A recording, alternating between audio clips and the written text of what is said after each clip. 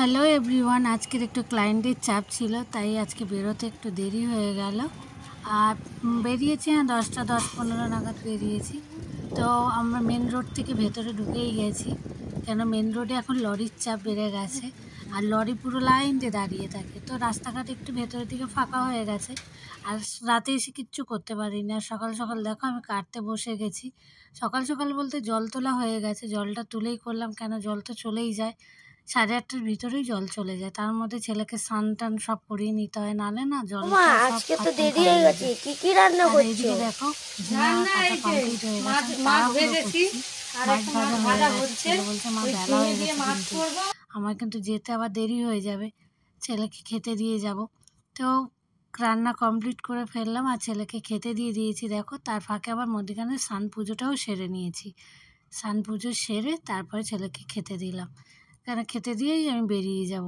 আর আমিও দুগাল খেয়ে নিলাম। আমারও আসলে রাতে এসে আমি আর কিছু খাই না, প্রচণ্ড খিদে পেয়ে যায়। সকালবেলা হয়তো জল তুলতে তুলতেই খিদে পেয়ে যায়। তো ঝিঙে করেছি মাছ দিয়ে, আর এদিকে বেগুন ভাজা। ওরে বাবা কি বেলা হয়ে গেছে জানো। আর জোকা থেকে পুরো জ্যাম, পুরো ভিএমএসের জন্য পুরো জ্যাম।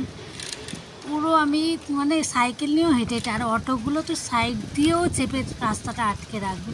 তো যাই হোক, বেশি বলে আর কি আর হবে। তো আমি পৌঁছেই গেলাম, বেলা যেকালে হয়ে গেছে, আর কি করা যাবে।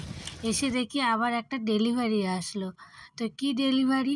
Breakfast delivery. তো ব্রেকফাস্টে কি কি এলো সেটাই দেখব।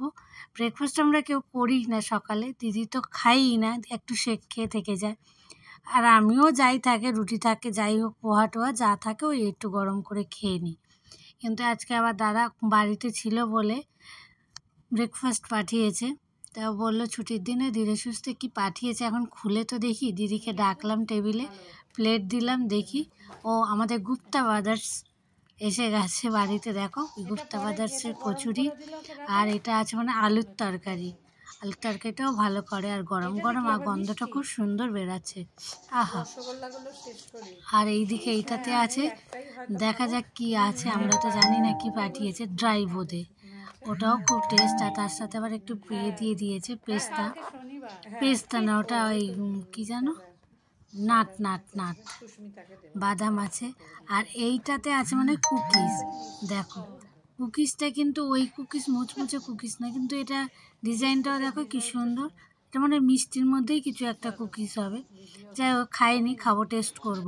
আর কালকে যে ক্লায়েন্ট এসেছিল আর একজন, দেখো কত বড় কামধেনুর একটা কত সুন্দর হাঁড়ি, রসগোল্লার হাঁড়ি। দেখি হাঁড়িটা আমার কালকেই পছন্দ হয়েছিল, কালকের আর খোলা হয়নি, আজকেই আমরা ওপেনিং করলাম।